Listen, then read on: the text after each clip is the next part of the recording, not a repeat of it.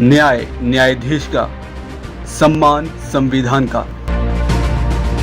नमस्कार, आप देख रहे हैं न्याय न्यायाधीश का, सम्मान संविधान का। बच्चों की कस्टडी के मामले में अब जल्द निपटारे होंगे। जी हां, नाबालिग बच्चों पर पड़ने वाले मानसिक प्रभाव को देखते हुए दिल्ली हाईकोर्ट ने यह अहम फैसला लिया है। दरअसल आमतौर पर परिवार में पति और पत्नी के बीच चल रहे विवाद को लेकर अक्सर बच्चों को पिसना पड़ता है। ऐसे ही मामलों को देखते हुए दिल्ली हाईकोर्ट ने यानी कड़कड़डुमा कोर्ट में यह अहम फैसला लिया गया है।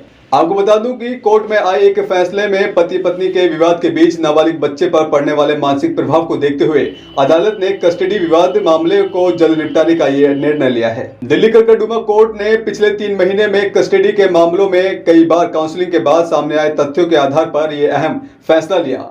कोर्ट की माने तो उनका कहना है कि हर एक फैमिली कोर्ट में काउंसलर बैठाया जाए ताकि न केवल माता पिता की काउंसलिंग हो सके बल्कि बच्चों की भी काउंसलिंग करवाई जा सके, ताकि पति और पत्नी के बीच झगड़े पर बच्चों को अच्छी तरह से समझा जा सके।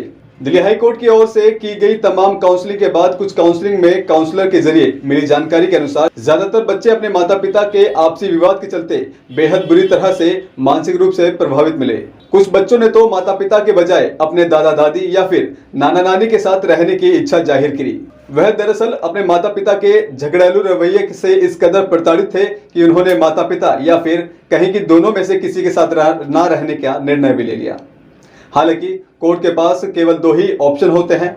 अदालत बच्चे की कस्टडी उसके जैविक माता पिता में से किसी एक को ही दे सकते हैं, यानी उन माता पिता में से जो उनका सही तरह से पालन पोषण कर सके, उसका ख्याल रख सके और उसे अच्छे संस्कार दे सके।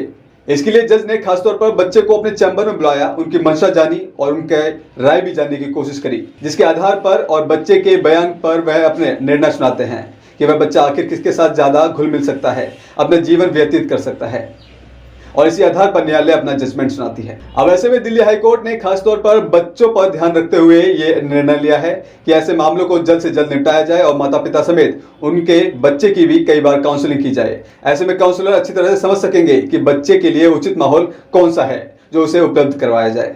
वहीं सुप्रीम कोर्ट ने आपराधिक मामले में दंडित होने वाले नेताओं को जीवन भर के लिए अयोग्य घोषित करने का भी फैसला लिया है। सुप्रीम कोर्ट ने कहा है कि ऐसे नेताओं को दंडित होने के बाद चुनाव लड़ने में हमेशा के लिए अयोग्य घोषित करना बेहद कठिन होता है। फिर इस याचिका पर विचार किया जाएगा। ये कहते हुए याचिका पर अगली सुनवाई दिसंबर के लिए स्थगित कर दी। मौजूद व्यवस्था में सजा होने पर नेता को 6 साल तक चुनाव न लड़ने पर रोक लगा दी जाती है, लेकिन 6 साल के बाद वह फिर से चुनाव लड़कर किसी भी पद पर पहुंच सकता है। Chief justice of India N V Ramana की पीठ ने ये टिप्पणियां एक जनहित याचिका पर सुनवाई करते हुए बुधवार को सीजेआई रमन्ना इस महीने की 26 तारीख को रिटायर होने वाले हैं। उन्होंने कहा है कि हम इस मुद्दे पर विचार करेंगे। सुनवाई के दौरान याचिकाकर्ता ने वकील वरिष्ठ अधिवक्ता विकास सिंह ने यह कहा कि यह बहुत अन्याय है कि सामान्य नौकरियों में यदि किसी को 6 महीने की सजा भी हो जाए तो वह उसे नौकरी नहीं मिलती।